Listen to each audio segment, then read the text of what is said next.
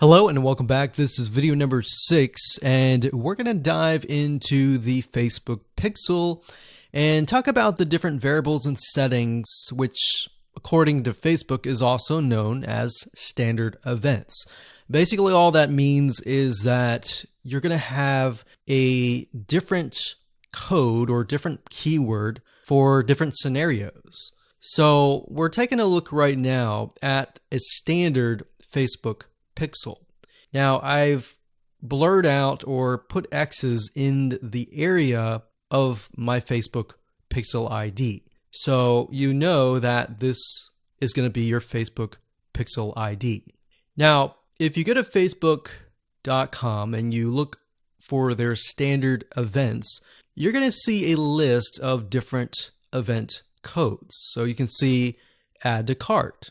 This can track anytime somebody adds an item to the cart. So if you're selling maybe physical items or e-commerce or even digital items and they add it to the cart, you want to use the standard event code here. And what that means is you are going to take this code and put it in your pixel code, and then you're going to put that code on that page.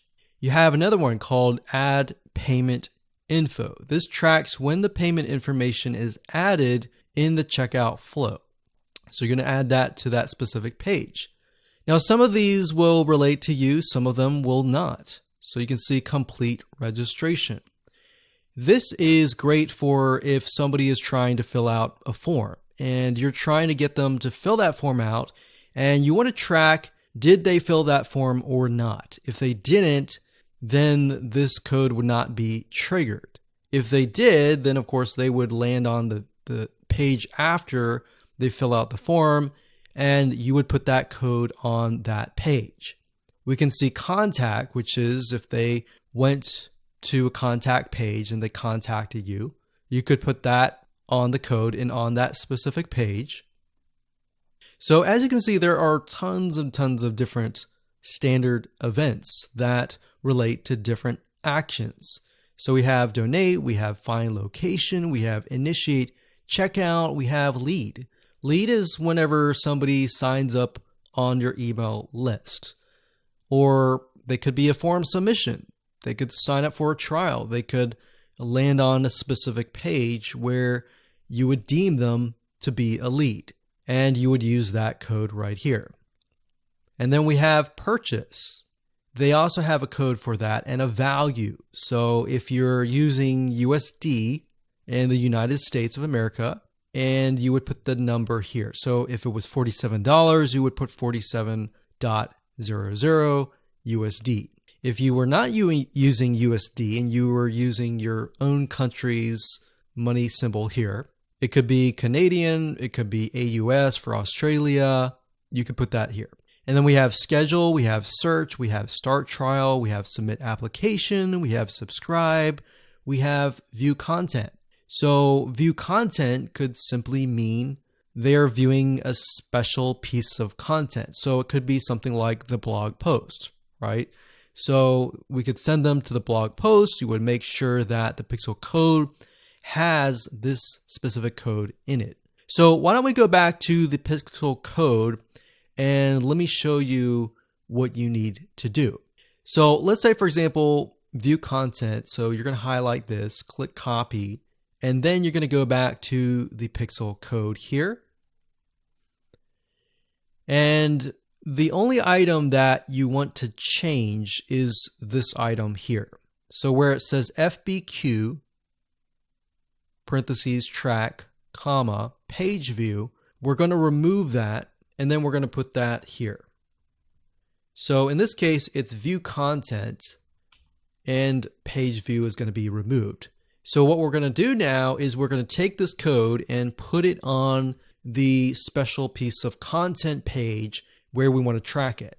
Now, if it's a lead, we simply remove this and type lead. Now, when you run your Facebook ad campaign, what's going to happen is in the campaign, you'll see these keywords. So you can also put your own keyword as well. And it's going to tell you the keywords, how many people visited it, and all that. And you yourself will know, okay, so this many people out of 100 people came, 10 people, 10% became a lead. So you'll see leads 10. And that will give you an idea of what is actually converting. So let's do something else. Let's go back up here and let's do purchase. So we're going to copy this. We're going to go back here. And instead of a lead, we're going to copy and paste this here. This is track purchase value. Let's say it's $47, and that's all you need to do. And you're going to need to take this piece of code and put it on the page that they see after they purchase. So whatever page that they are sent to or redirected to immediately, you need to put that piece of code on that page. Now, let's say, for example, that we have a funnel and the funnel is an opt-in page. So in that case, the opt-in page is going to have a pixel code, and the track will be something like this.